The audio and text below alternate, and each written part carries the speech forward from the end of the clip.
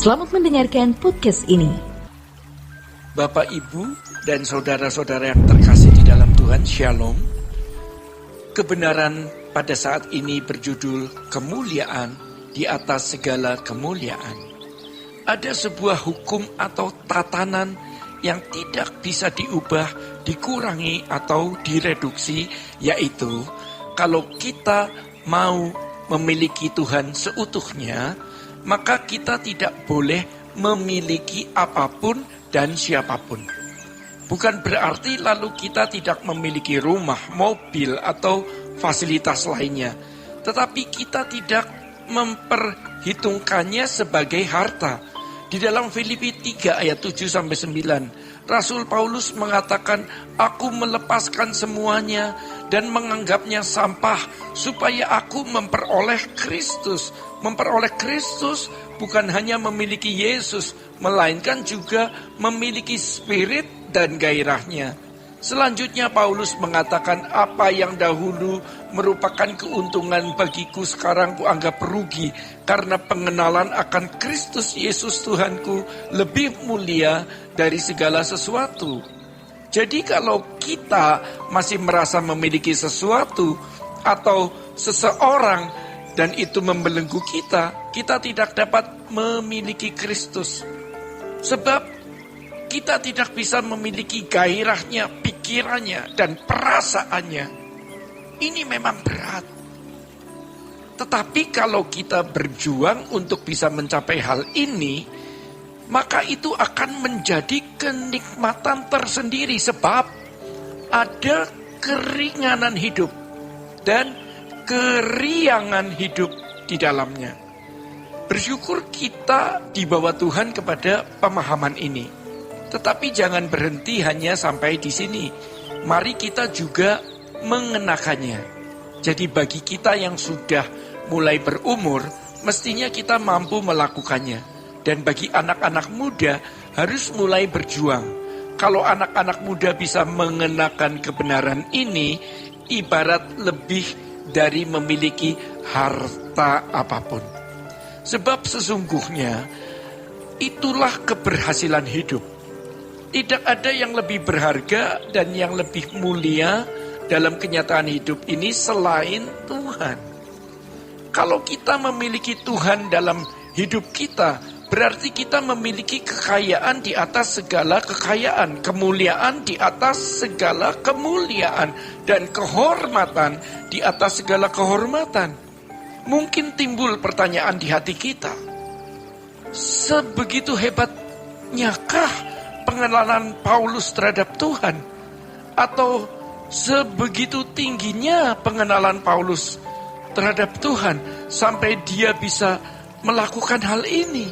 Ya, Paulus mempertaruhkan hidupnya untuk mengenal Tuhan.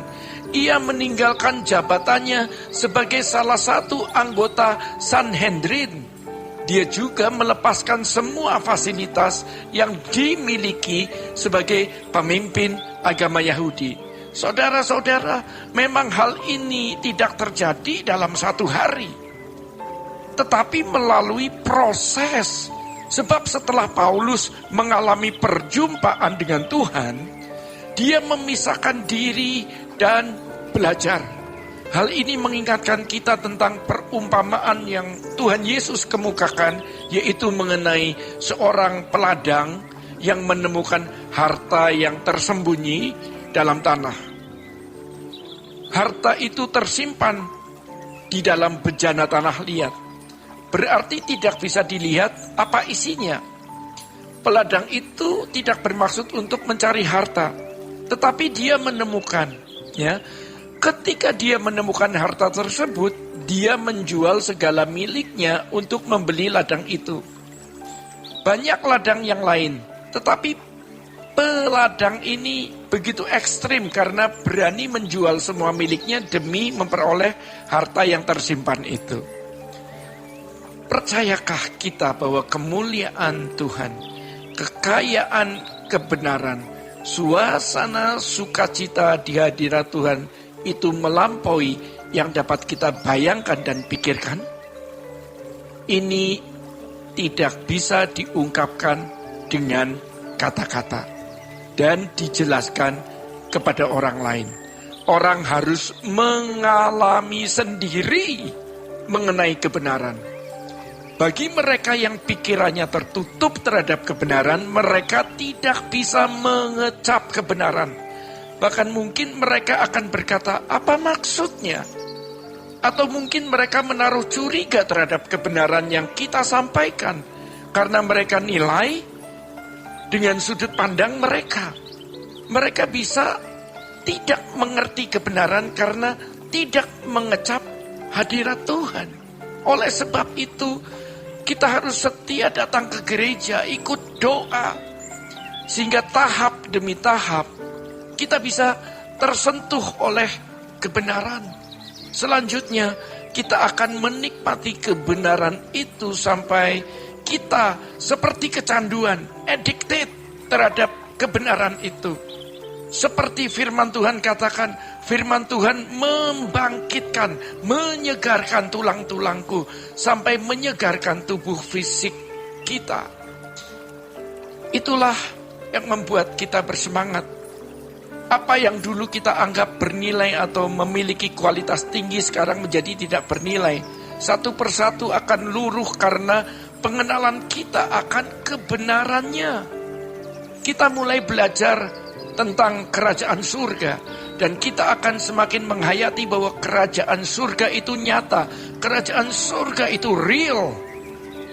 Kemuliaan surga itu luar biasa. Sampai-sampai kita seperti sudah melihat surga sebelum kita memasukinya. Seperti Abraham di Ibrani 11, dari jauh dia melihat negeri itu melambai-lambai. Ini pasti bukan fisik, pasti dalam iman. Demi negeri yang Allah tunjukkan, dia ikut saja. Dia percaya itu lebih baik dari semua keindahan yang ada di kampung halamannya, sehingga dia rela meninggalkan rumah dan sanak familinya, di mana dia menikmati kehidupan. Dia lepaskan semuanya. Pantas jika dia bisa disebut bapak orang percaya. Bahkan ketika dia harus mempersembahkan milik yang paling dia sayangi, yaitu Ishak, dia pun melakukannya dengan taat. Kalau kita tidak mulai berjuang hari ini, kita tidak akan pernah bisa mengosongkan bejana hati kita.